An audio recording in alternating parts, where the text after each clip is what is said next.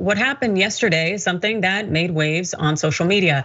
We had Democratic Representative Joyce Beatty of Ohio essentially saying that on Tuesday, Republican Representative Hal Rogers of Kentucky poked her in the back and told her to kiss my ass after she asked him simply to wear a mask while boarding the US Capitol subway system. Here's a video recapping that interaction. We have new video this morning of the tail end of an altercation between two members of Congress. Democrat Joyce Beatty says that Republican Hal Rogers poked her in the back and told her, quote, kiss my ass, after she asked him to wear a mask before boarding the US Capitol subway system. The video was taken just after the incident. I'm a member of Congress like you, and I'm a woman. You will not disrespect. I will bring you up before ethics and everything else.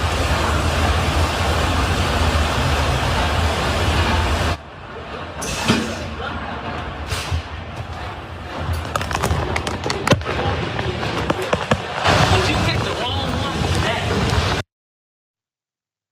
Yeah, it definitely seems that he picked the wrong woman for that. Representative Joyce Beatty is also the chair of the Congressional Black Caucus. And I believe she was just arrested the other day protesting. So she clearly has no problem standing up for herself and standing up for what's right, and definitely being touched in any way by a colleague and then being told to kiss my ass is not something she's here to stand for. So here is why Representative Joyce Beatty asked Rogers to wear the mask.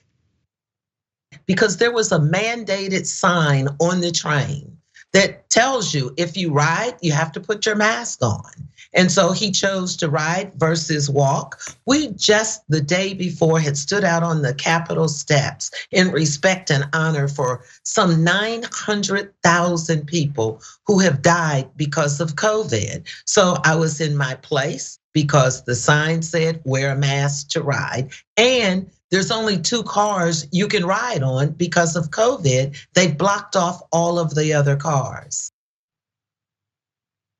It's so incredibly interesting how some of us are following the rules and other of us are not, but essentially getting aggressive and wilding out in the workplace when others ask them to simply do their job and follow the rules for everyone's safety. That was such a great observation by Representative Beatty in terms of the fact that we just passed that line of losing 900,000 people here in the United States due to COVID, yet still can't get this Kentucky congressman to actually follow the rules. Anyways, we do know that that congressman apologized, and here is how the apology occurred between Beatty and Rogers. So he did apologize. He wrote a statement that said, this afternoon I met with Congresswoman Beatty to personally apologize. My words were not acceptable, and I expressed my regret to her first and foremost. Can you tell us what happened in that meeting? Well, yes, what happened was I had gone to our leadership. I had also gone to the sergeant at arms, and I said, I'm demanding an apology. And so he did not come forth at first, and our leadership, Leader Steny Hoyer, went over and talked with some of his colleagues and their leadership and him, and they said he would come over and apologize. And so when he came to the floor to apologize, mind you, without a mask on, I stepped back. And as he reached out to touch my arm, I told him, don't touch me. And I moved back because he didn't have a mask on.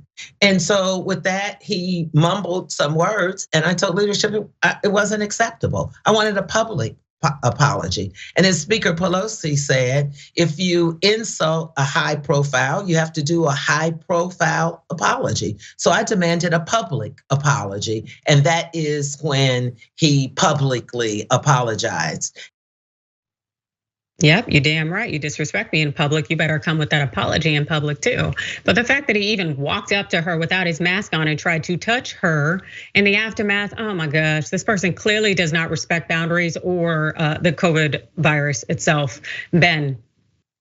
Yeah, I mean, like it's so shameless, right? It's so shameless because, I mean, like, let's be clear. There's a couple of dynamics here. First and foremost, Republicans just really love like violating boundaries and being like, very confrontational in the worst possible way.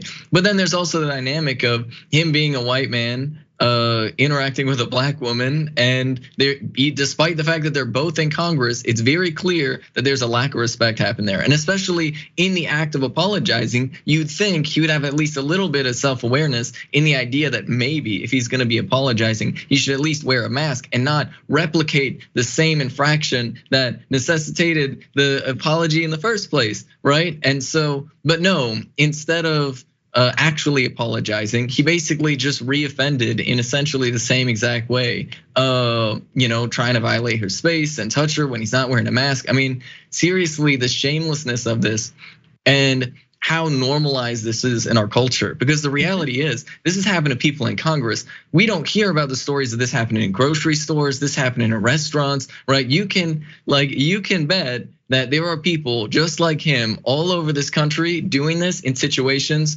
where the person on the receiving end is not a representative in Congress and doesn't necessarily have the power or the connections to be able to demand an apology.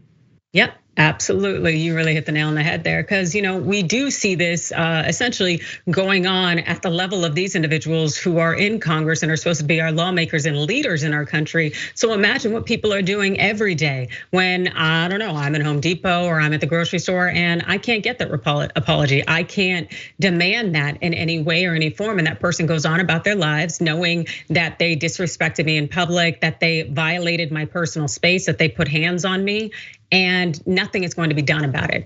The fact is, we got a problem here, and if it's going on at the congressional level, it is going on every day, and we need to stand up against it, and we need change.